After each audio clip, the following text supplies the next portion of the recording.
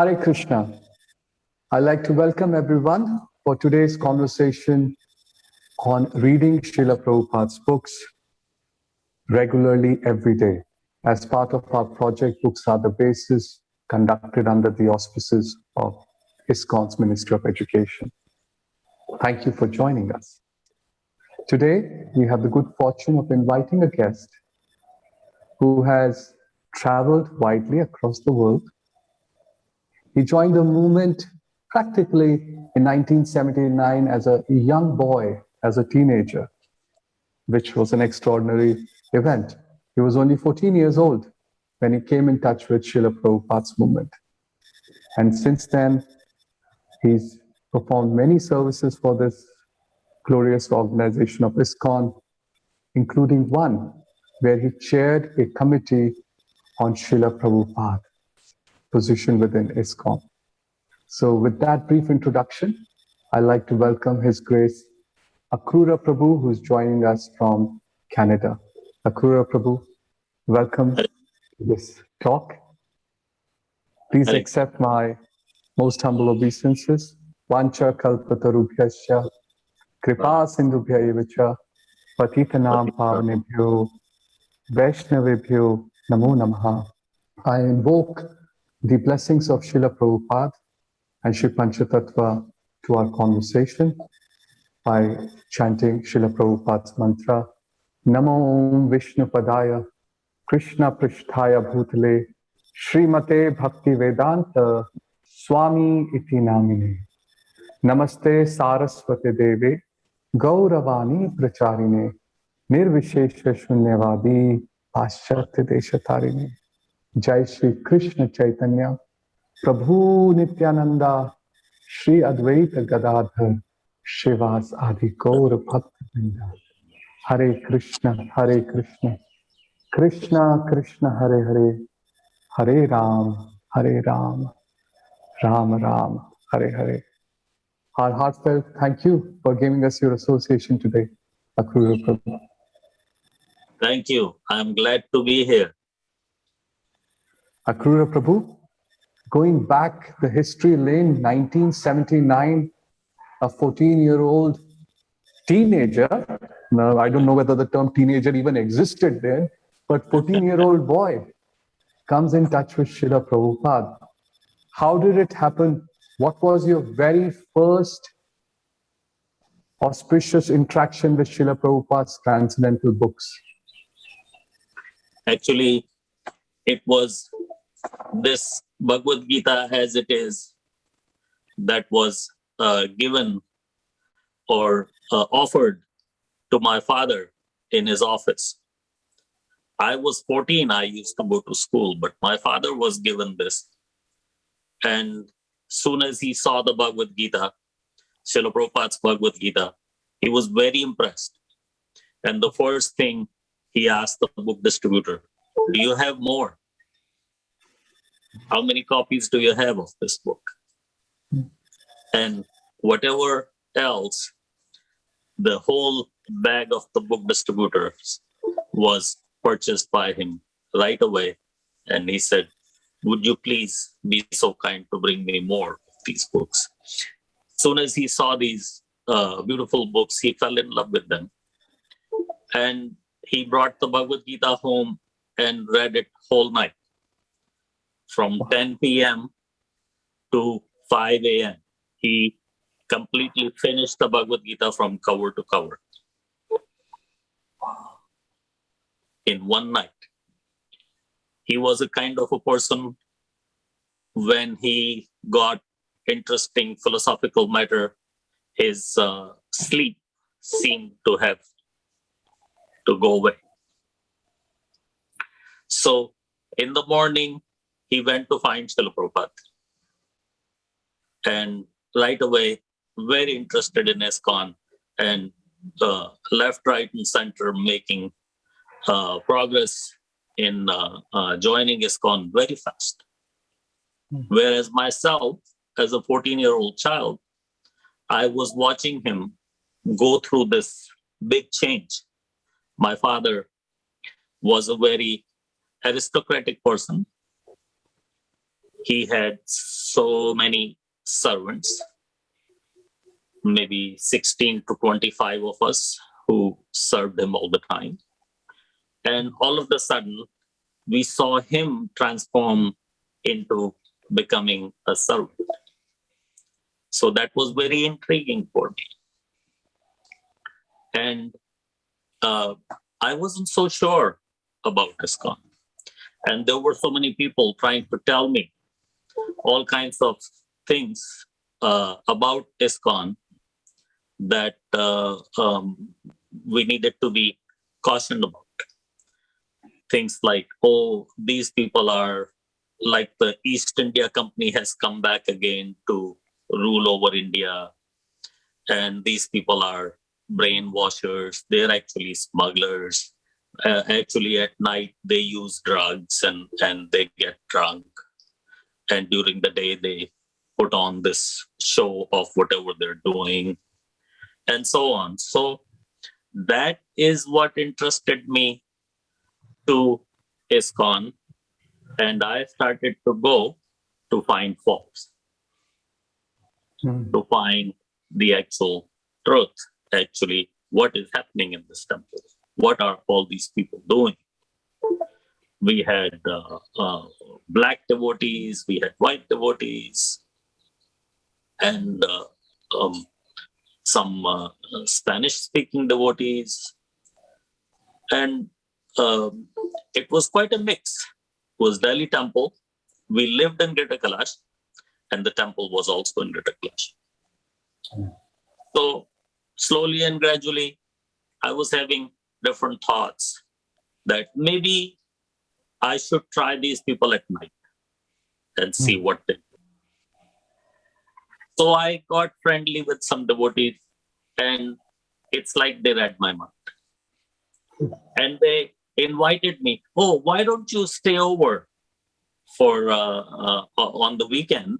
Stay over with us and enjoy the Mangalarti experience. So I was very happy to hear that, because I really wanted to do that. Not that I really wanted to enjoy the Mangalarti spiritual experience. I wanted to see what they do at night. And I was, trying to watch as much as I could. And these people were very simple and very, very sadhu-like. They were very pure at heart. They were very pure in their habits. And that really captured my mind that, I have been looking at sadhus all my life. They're not so pure in all their habits and thoughts and living and all that, and speaking. So really that attracted me to ISKCON. But I had to, somehow or the other, I was put in the situation that I had to make very rapid progress.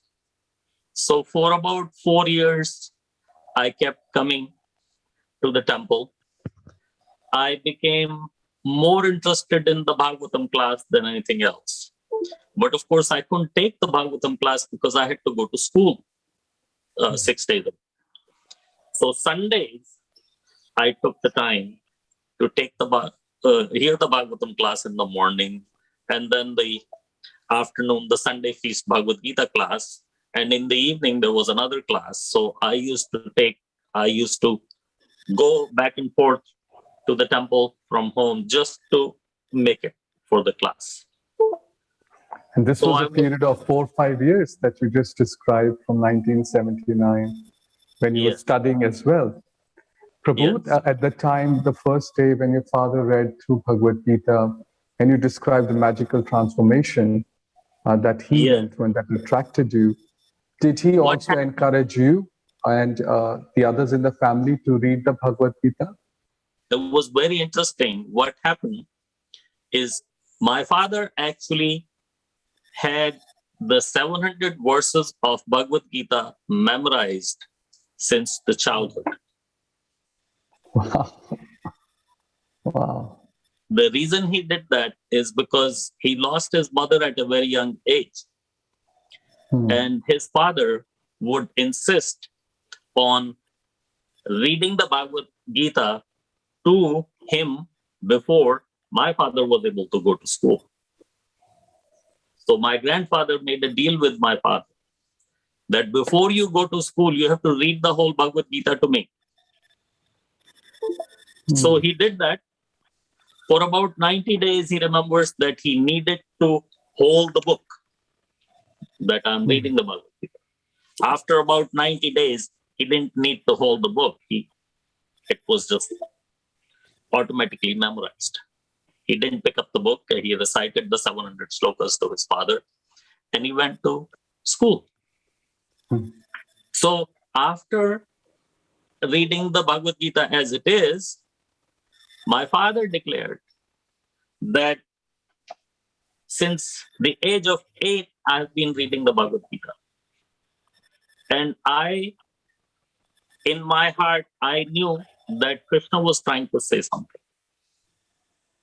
But the only Bhagavad Gita that was available for purchase in India before independence, this is like 1930s, 40s, was a Sanskrit Bhagavad Gita. Sanskrit meaning Sanskrit only. Then they started producing a Bhagavad Gita that was Sanskrit Bhagavad Gita with a Sanskrit translation, meaning easier Sanskrit translation. Bhagavad Gita is a song. So they translated every verse into simple writing in Sanskrit again. So my father was not able to really understand the meaning, but he had a meaning in his head. So then the Mahatma Gandhi Bhagavad Gitas and the Aurobindo Bhagavad Gitas and this one and that one, so many people started writing the Bhagavad Gitas. So my father, as soon as he got hold of one of those Bhagavad Gitas, he brought them. And he would read that Bhagavad Gita and put it away. So by the year 1979, my father had his own personal collection of the Bhagavad Gitas, about 30 Bhagavad Gitas that he had read once, and some of them he read half, and he understood that, this is not the real Bhagavad Gita. But when he read the Bhagavad Gita as it is, we lived in Delhi, we spoke Hindi, but he read English much better than Hindi. He was a professor. He studied in English, he taught in English. He wrote journals that went all the way to the universities in the UK, Columbia, and whatnot. So he was more comfortable in English. And when he read the Bhagavad Gita as it is, he told us that this Bhagavad Gita by this author is the only or the first Bhagavad Gita I have picked up that actually presents the meaning that I always thought that Krishna was trying to say. But I could not say that because I am no authority. He said that for himself, that I am no authority on Bhagavad Gita, I am no authority on Sanskrit, I am masters in chemistry, I teach chemistry, I can say anything in chemistry, and I am some kind of a small authority, but on Bhagavad Gita, I am not. So if I said anything, it would not mean anything. So that is why I am so glad that I finally found Srila Prabhupada, who actually gave exactly what Krishna was trying to say in the Bhagavad Gita towards me. So the message is bhakti. And every other Bhagavad Gita will tell you anything and everything except bhakti. All the other Bhagavad Gitas, they all beat around the bush. They will never tell you exactly what is presented in the Bhagavad Gita, what Krishna is meaning, what is bhakti. Their translations were wrong, and their purports were completely far out to the God knows where. So He was 40 very years of study, 40 years of study from the 30s, 40s, all the way till the end of 70s, 30 different versions of Bhagavad Gita, read, understood by a very, very scientific man of a very scientific disposition. Yeah. Your honorable father, he came to this conclusion, and all of Yeah. us can benefit from it as well. You know, how many of us would have the opportunity of putting in 30, 40 years in reading, and that to going through 30 different versions? Something Yeah. that we've heard from many devotees, that those who studied scriptures, Bhagavad Gita, they came to a similar conclusion. Did this inspire you? This conclusion, when it was shared by your Yes. father, It inspire you it to read? really it really did. And by the time I was 19, I found myself in Vrindavan.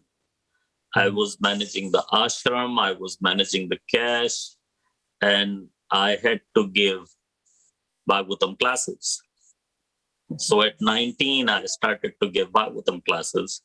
And that's when the books became just kind of part of my body, that wherever I would go, the Bhagavatam or the Bhagavad Gita would go with me, and always reading up, because I always have to prepare for a class. I'm 19 years old with no real background. I've heard classes. So I was really attached to hearing, and I wanted to keep hearing, but the opportunity was not there for the time, place, and circumstances. I wasn't given so much opportunity to hear, and I was expected more to give classes. So until I was hearing lectures, I was reading a little bit. But when I had to start giving classes, then I really started to read the books. In between, there were some little discontinuations. There were also suicidal thoughts in the young age that Bhagavad Gita protected me from. And ups and downs in the life were there. And several Suicidal times, thoughts is a fairly strong statement. Literal suicidal thoughts or spiritual suicidal thoughts, or no, how? literal. Oh, Krishna. Yes, I mean, you were going through what young people go through Yeah, fairly yeah, strongly. yeah. Fairly That was strongly. that Prabhu, was do you in the initial years, during your young age, when you started to come across Srila Prabhupada's Bhagavad Gita, do you recall anything that specifically stood out for you, that really attracted you or stood out? Like, wow. the first thing that stood out was Dehinosmin Nithadehe Kamaram Yavanam Jara. That we are, at that age, you're not thinking that you're going to be an old man one day. You're not thinking that your life is going this way and then it's going to go down this way. So the pictures really intrigued me in the Bhagavad Gita, and the message, the Dehinosminathadehe, was the first message that really stood out, because at that uh, stage of life, I wasn't thinking that what I am, where I'm going. But the message of the Bhagavad Gita, the Dainosmin Tade, it told me to stop and think where you're going and check what is That's ahead of you. something we rarely do, which is to pause, introspect, Yes, reevaluate, recalibrate our lives, and move yes, forward. Prabhu, yes, 1979 to 1984, when you were visiting and you said you spent that adventurous weekend, which really yes, changed your view about ISKCON. During yes. those years in Delhi, what was the culture amongst devotees with respect to giving time to reading Srila Prabhupada's books sincerely on a daily basis? What was the culture overall there? Not so much because the life was so busy as it is in the ashram. Um, nobody really had the time except maybe half an hour before going to bed, kind of thing. And I remember Radha Raman Swami. He was Radha Raman Das, and I stayed in the same ashram with him as he was a brahmachari, and he was religious. He religiously picked up his book at night before going to bed, and he took some time to read and study and really worship the book to his head and put it aside and then went to bed. So I remember him doing that. Other devotees, if they're scheduled to give a class the next morning, they would read. It was small place, busy place. Uh, at that time, there was a lot going on. These days, I go to the brahmachari ashram and I see brahmacharis have a little more time, seem to have a little more time. We didn't have any time. So I wasn't really reading either. I was hearing lectures. But then when I had to start giving the classes, that's when I really had to, and made me strong in my spiritual life. It helped me a lot because there's always ups and downs in life. Yes. We think that a youth is not having any stress. They're not facing any issues. What do they have to do? Everything is done for them. But we go through a lot. Yes.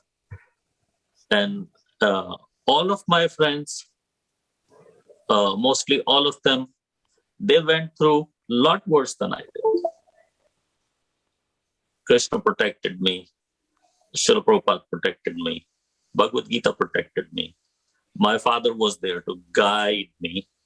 As you asked before, if he encouraged me, he never encouraged me. But if I asked for guidance, he always guided me. He was a teacher. He was a professor. So it was his nature to wait for the student to ask the question. If you ask... Quite extraordinary, because typically as parents, even including as devotee parents, we have this habit of doling out advice, unsolicited advice, day and night to our children, to our family members. This requires a very different and measured character, if I may use that phrase. Very, very good character to be able to restrain oneself. He let the four of us siblings, he let anyone do anything you want. Didn't bother anybody with anything. But if you ask him, then he would tell. He would tell you the right thing. He was Google. He was a living, breathing encyclopedia. If he wasn't there and Google wasn't there, I don't know how we would have lived. He knew everything about every subject out there. So anything we didn't understand in the class, anything meaning class in the school, or anything we didn't understand in the class in the temple, we would just come home and ask him. And he would explain it so beautifully that once he explained something, you won't forget. You just won't forget it. Prabhu, what inspired you to would join never volunteer. Vrindavan Temple? What inspired you to join Vrindavan Temple in 1984, moving from Delhi to It Vrindavan? was circumstance that I had just given the 10+2 exams, and it was the zonal acharya time, and the Vrindavan temple became the zone, our zone. So they needed somebody to go to Vrindavan and somebody trustworthy who they could trust non-receipted cash with. Just whatever, not huge amount, small amount, but non-receipted, uncounted cash. They needed somebody to handle that. So when it came in front of my father, he said, well, he just gave the 10+2 exams. He's free, take him. Wow. One fine day in Vrindavan, I remember Mother Devi Shakti came to me with the papers stacked that high. And she said, you have to go through each paper and sign everything. Sign every one of these papers. And I was looking at this stack of paper and going, what is this? And I asked her, you want me to do this today? She said, yeah, of course, I want you to do this today. I said, why? She said, oh, Akrura, I forgot to wish you happy birthday. Today you turned 18. So you are accepting the signing authority on every account that we have all over India. You are today accepting the signing authority on them because yesterday you couldn't have. You weren't the major. Quite a birthday gift, I must say. It wasn't a gift. It's just service. And then you stayed there, Prabhu. I stayed for a year and a half until things stabilized a little bit more. And then I was sent to go to college and get a degree. Because I was only 10+2. Right. Yeah. Although I wasn't really planning, but Guru Maharaj suggested that no, you should get a degree. And how was the times in Vrindavan at that point in time? You said everybody described how busy everybody was in Delhi.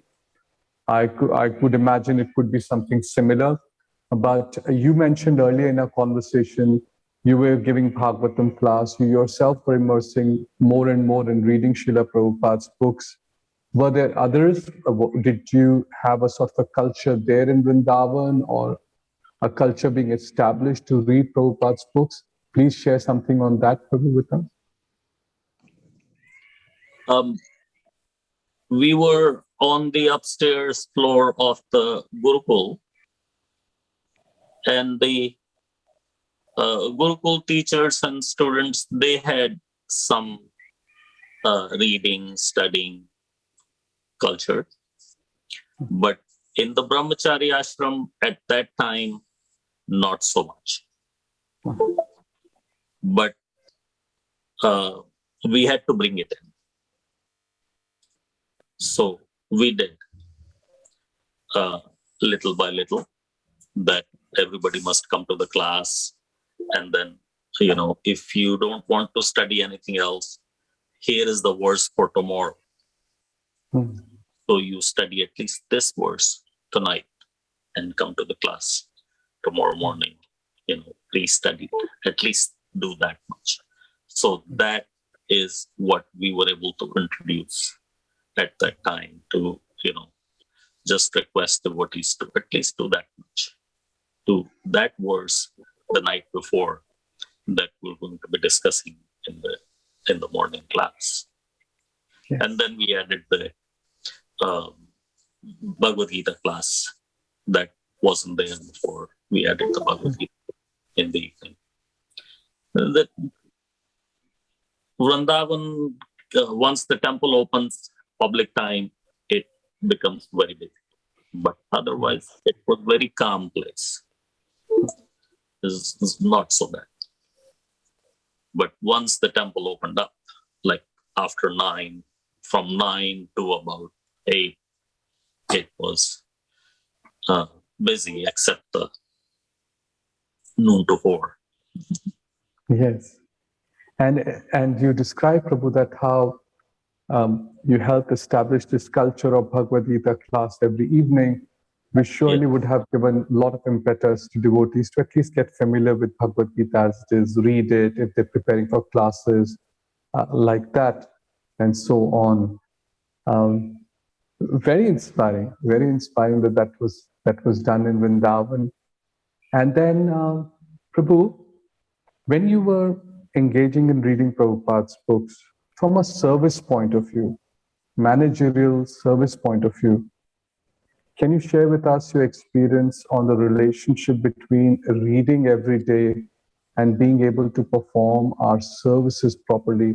Probably you can also share with us anecdotes on both sides of the coin, the good and the bad. Yes, that is a very, very good point, because what happened was before these devotees that, who were in the ashram, and I was, quote unquote, supposed to look after their well-being, spiritually and otherwise, they were like very easy to get on each other's throat. And when the regular little bit of studies, morning class, evening class, they just calm down. They would do their service. All of a sudden became more respectful to each other. All of a sudden became more understanding with each other.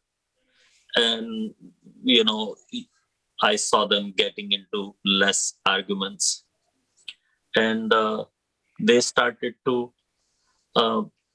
actually discuss philosophy.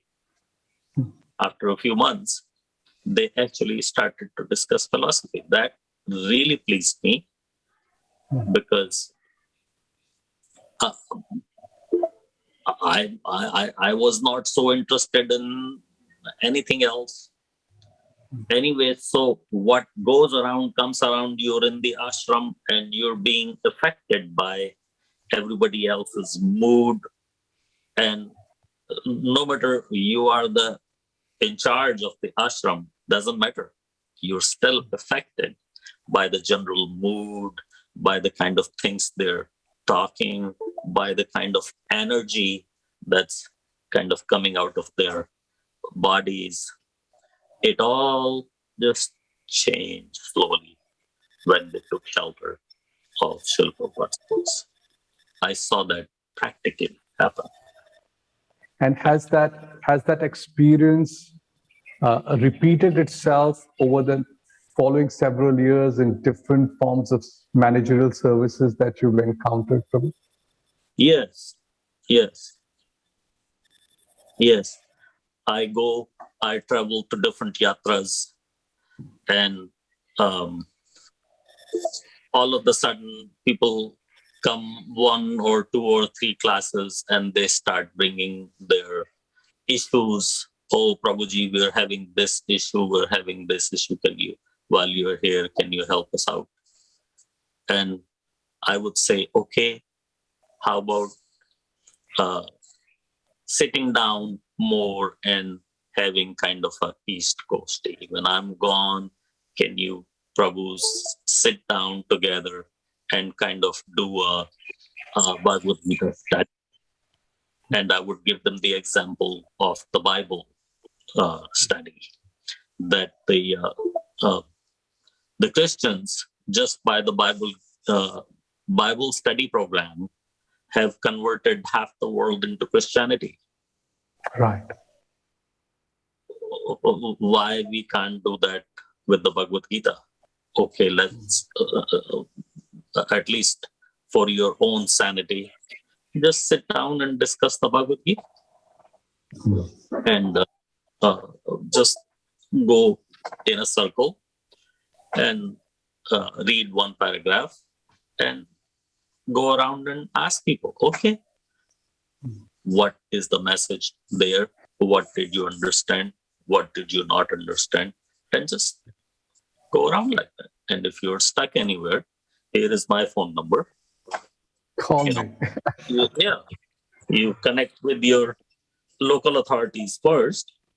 But if there is anything that I'm not walking away, I have to give my number, because I don't want to give them the impression that I'm walking away from the responsibility. Yes. But so let me ask you a reverse corollary, Prabhu, which is, without giving names, can you share with us what disasters may be in waiting if we don't, as managers, if we do not immerse ourselves in taking shelter of Srila Prabhupada's books? What have you observed over the several decades? Simple things. Enmity, envy, a tiny little bit. Not that, these are devotees, but, a tiny little bit. And a feeling of maybe I'm being exploited. No, if you're being exploited, you are being used in Krishna's service. You should be happy about that. It's not exploitation, because devotees don't understand the essence of the philosophy. They sometimes feel used, abused. I am senior, he's junior, and I have this, whereas he gets this kind of thing. You really have to rise on the next level to see that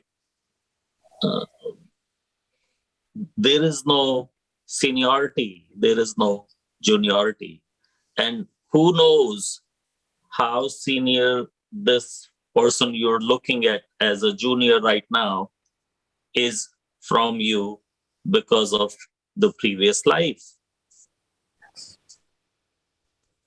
At the end of the day, it's the consciousness that matters the most.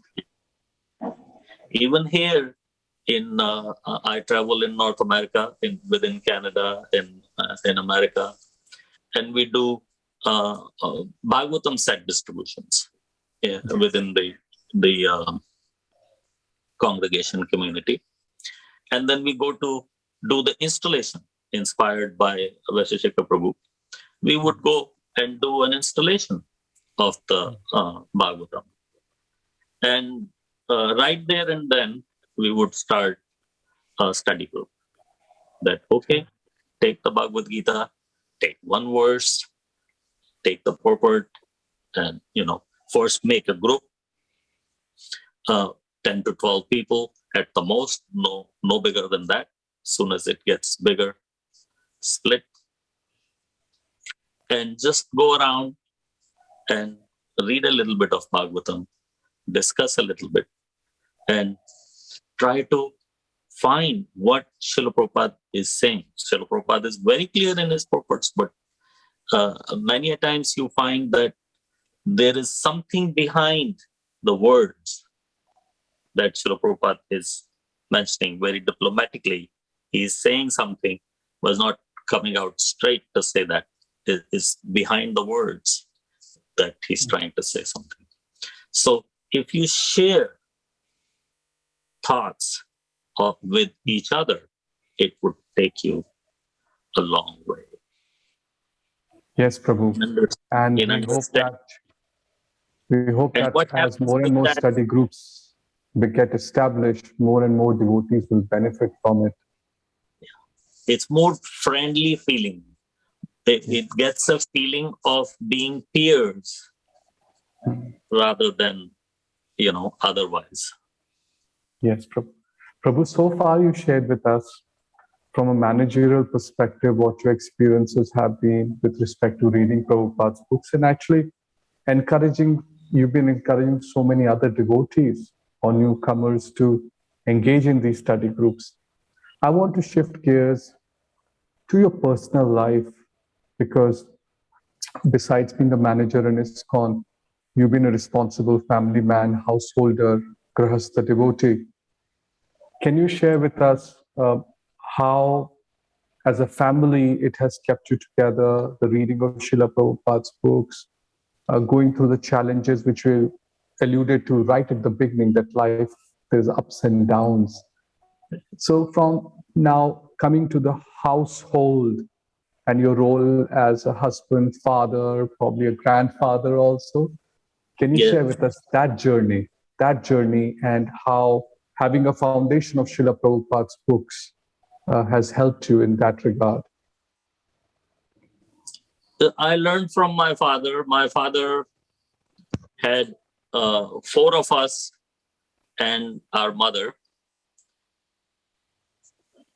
By not asking anybody for anything, he made all of them devotees except me. I never became a devotee, but I'm trying. So being modest. I follow the same thing. I never ask my children to do this, don't do this kind of thing. I never try to tell them what to do, what not to do. They're doing all the right things. They're preaching, they're kirtan, they do kirtan, they play all instruments, they sing, they are running their own preaching programs, they're running their own retreats, they're preaching to the regular Canadians and maintaining a very good lifestyle. One day I realized that my father was a devotee and my children are too. So I better buckle up and Come on, what Prabhu. happened. You are the link. You are the link. You're the solid, unbroken link of the parampara in the family. You are the buckle. I try, but not by telling anyone what to do. I tell you one story, very interesting. We live here in Vancouver, and Vancouver is a very it's one of the most beautiful places in the world, and there are boat cruises. They go from here to Alaska and back. So many people come, they do their katha, groups come, 100, 200 devotees from Gujarat, Maharashtra, here, there. And they bring somebody, do the katha. So there's a 1 week cruise, and they do a 1 week katha on the cruise. Many groups like that come. So a friend of mine came home one day and offered to my son that there are these people, they're on the cruise, they're doing the katha, and they don't have anybody to play harmonium because the guy who was supposed to play harmonium got sick and never came. So you can go with them for a week. You just finished with your exams. So you can go with them for a week. You get free cruise and they will give you $1,000 on top. Hmm. So I'm hearing that proposition and thinking, there, he's gone. He's gone. He's gone for a week. Hmm. Because he's going to want to go and it's not my nature to stop him. And what would I say to stop him? And he's gone. But my son asked this, a friend of mine, what would I have to play the harmonium on? I said, bhajans only. This is a katha. It's bhajans only. What kind of bhajans are they going to be? Hmm. I said, well, this is Bhagavad Katha, so whatever Krishna bhajans. My son says, no. I don't play harmonium for any Krishna bhajan. I play harmonium for the Mahamantra and the bhajans written by our acharyas, the Vaishnav acharya. And he showed them the songbook. Here is the songbook. And whatever the bhajans in the songbook is all I play for. I don't play for it. I'm not a harmonium player. That really surprised me. My hair was standing on end. I said, wow, look at this boy and his standard. Whoa, it's really far out. Very touching. Very touching. And the same year, North American GBC were trying to send some 24-year-olds to Radhadesh to get ISKCON leadership training. So Prabhupada Swami, who was our chairman for North America at that time, happened to come by and he met my son. And my son is 16, 17. He's far ahead of his age because he did 2 years of studies in 1 year because he was homeschooling with his mother. So he was like hardly 17. And Prabhupada Swami proposed, why don't you go for the leadership training from North America? And my son asked me, I said, well, you can't go. The minimum age is 24. He said, but Prabhupada Swami is saying I can go. And I talked to Prabhupada Swami and Prabhupada Swami said, he's 17. I haven't met one 24-year-old yet who is as mature as him. He should go. Like father, like son, they say, Prabhu. All glories to your fatherhood and the way you so nicely brought them up. I think I'm the missing link. Prabhu? Their grandfather was certainly a very high level devotee. And these two are certainly following him. Yes, yes. The consciousness that pervades in the family keeps things alight and floating upwards. Prabhu. So in the family, Sorry to interrupt you. There is no guarantees.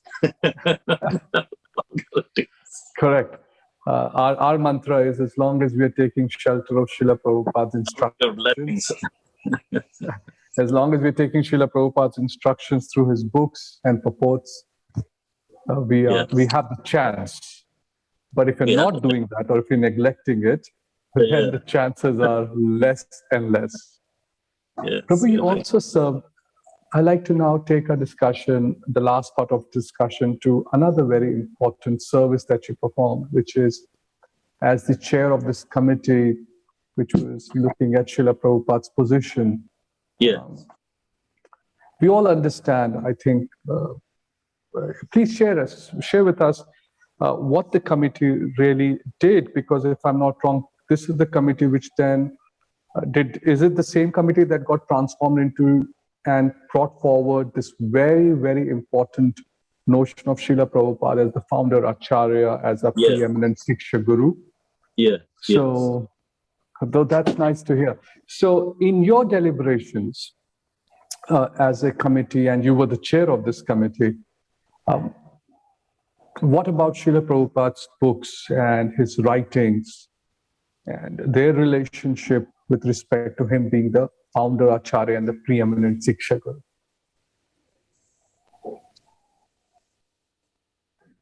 The idea behind the committee was that in the generations to come, just like if I ask you, what's your father's name? 1 second, you can tell me your father's name. I ask you your grandfather's name. 1 second. Now, if I start to ask you your great grandfather's name, you say, okay, let me think. So that connection kind of loses. Yes. So if that happened with us, we are the second generation or the second generation devotees. Srila Prabhupada is our grandfather. But 2, 3, 4, 5 generations down the road, we want devotees to be as attached to Srila Prabhupada as we are today. And that is the only thing that will keep us together. Nothing else will. If we fail to do that, then we would be broken apart into pieces. So Srila Prabhupada must be in the center for ISKCON to be together, ISKCON to be united. So with that idea, the Srila Prabhupada's position committee was formed, and this committee had the senior most devotees, Gopal Krishna Maharaj, Ravindra Swarup Prabhu, Madhu Sevita Prabhu, Veer Bahu Prabhu, Yadubara Prabhu, senior most devotees. Mother Malti was in it at one time. She left the committee before I joined. And the whole idea was, okay, let's first establish Srila Prabhupada in a unique position and go-to position, that how we are directly related with Srila Prabhupada, so that we can keep that connection in the generations to come. So in ISKCON, we have laws, systems, rules, such as there are only so many non-Prabhupada books that the temple is allowed to sell. So everybody is welcome to write books. Everybody is welcome to market them. Everybody is welcome to sell them. But a major portion, more than 90% of the total books sold by the centers, temples, apartments, has to be Srila Prabhupada's books. And Srila Prabhupada's Guru Puja, Srila Prabhupada's Pranam Mantra, nobody else can use his divine grace. There is no other his divine grace in ISKCON than Srila Prabhupada. So several systems were introduced to make sure that Srila Prabhupada's position is always held up high, that nobody can really be even come close to being parallel to that. And that was very important. And Indeed. I mean, books are some the of these basis. things, in some of these things we were not even aware of. For example, this point of information that 90% of the books that are being sold, distributed, should be sold in temples or centers, gift shops, should be Srila Prabhupada's books, is actually news to me. Oh, really? News to me. Yes. Oh, News to me in that regard. And when I walk into temples and our gift shops now around various temples, they are rightfully so. So many devotees writing rightfully in a sense that they are filled with so many books, written by ISKCON devotees and authors. So this is something for me to bear in mind and to request when I travel and I go elsewhere. Sorry, Prabhu, I interrupted you because you were just embarking on your next sentence about books are the basis. yeah. So what the Srila Prabhupada's Position Committee is trying to establish, or the mission of the Srila Prabhupada's Position Committee, and the mission of books are the basis, ISKCON education, they go hand in hand together. Really enforce and enhance each other.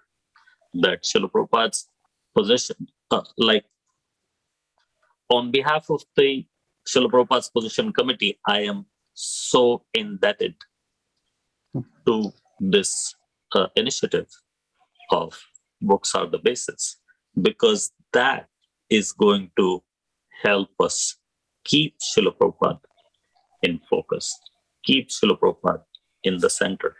And we request you to, right now, there is no problem.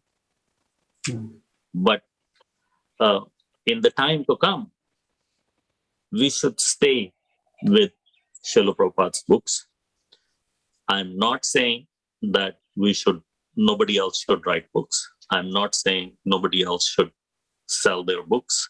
I'm not saying nobody should read those books, but our main focus should be on Srila Prabhupada's books. Because if that starts to go 1%, 2%, 3%, 4% is, 10% is fine. But when it starts to go further, then we would be kind of struggling to keep everything together, because we are not all reading Srila Prabhupada's books. A slippery ground, as they say. We'll be on slippery ground in that situation. Prabhu, we treat this as your ashirwad, as your blessing, to be able to pursue this further. And before we leave, I would like to ask you, Prabhu, what is it, from your experience, what is it that we can do to further this cause of establishing Srila Prabhupada's books as the basis? What else should we be doing in this project to inform, educate, involve, create cooperation amongst devotees for this one major spirit of Srila Prabhupada's books? Please share some ideas that you think we could undertake to strengthen this effort. I came across an idea another devotee was presenting, is a small books idea, especially in the developing countries where people cannot afford to buy so many books, that we loan them small books and we tell them, okay, you have this much time to read them, and then give them a little quiz after. You bring your book back at, after a month, and we'll give you a little quiz and see if you have read the book, understood the book, and you can answer the questions right. And then upgrade you to the next level. Very good program. Excellent. We have to look after so many different kinds of people. Some people who may want to read and study Srila Prabhupada's books cannot afford them. Some people may want to read and study Srila Prabhupada's books, but they have no association. And it can be kind of boring if you're not in a group to discuss. And many devotees come to me and say, "Oh, Prabhuji, we like your lectures, we hear your classes, and everything is fine and good, but 2 weeks later, a month later, we go back to square one." Very common. I go, you don't have to go to square one, because the system is Nityam Bhagavad Sevaya. I'm not going to be able to come here and give you a class every day. But amongst yourself, if you take one matter at a time, one paragraph at a time of Srila Prabhupada's purports, and discuss it in a group of even 6, 7, 8 devotees, you will not lose that, because you have now gone through, studied everybody's different point of views and gone through them. It will go right in your heart and it will never come out. Yeah. So that is the key. You study in groups, take advantage of the devotee association. That's what devotee association means. What was Sanatan Goswami doing, was found doing in his house when he was sending signals to the Nawab. Yes. If Sanatan Goswami was sitting down with the devotees and discussing the Bhagavatam, then why should we not do it? Why do we think that we can just study the Bhagavatam ourselves or read the Bhagavatam ourselves and know it all? If Sanatan Goswami needed other Vaishnavas to sit and discuss with them, then why shouldn't we? Very important message that we should all engage in reading Srila Prabhupada's books together. Akrura Prabhu, it was very inspiring to hear from you today. And I hope that we can reconnect again with you to take more inspiration, to understand what else we can do to take this project forward. On behalf of the ministry and on behalf of all the devotees who will be listening in, I thank you from the bottom of my heart for your association today. Thank you. And I hope to have another opportunity in the future to connect and continue our discussion on this very important topic of reading Prabhupada's books every day. Thank you. Vancha I thank you. kalpatarubhyascha kripa sindhubhyevacha patitanam pavnebhyo vaishnavebhyo namo namaha. All glories to Srila Prabhupada and all glories to Srila Prabhupada's transcendental books, who have saved, transformed, and continue to guide, as he used the word, guide the lives of so many individual devotees around the world. Yes. Hare Krishna. Thank you. Hare Krishna. Hare Krishna, Krishna Krishna, Hare Hare, Hare Rama, Hare